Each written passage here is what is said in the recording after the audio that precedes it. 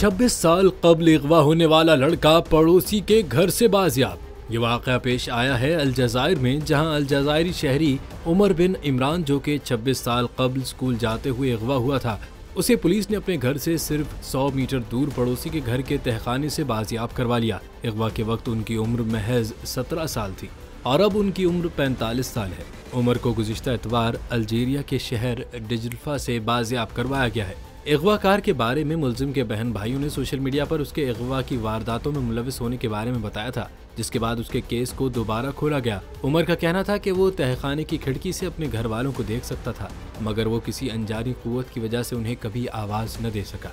जबकि उमर के कुत्ते ने भी उसके अगवा के बाद उस अगवाकार के घर के बाहर टहलना शुरू कर दिया था, लेकिन कुछ वक्त बाद ही उनके घर के सामने से एक कुत्ते की लाश मिली, जिसे जहर देकर मारा गया था।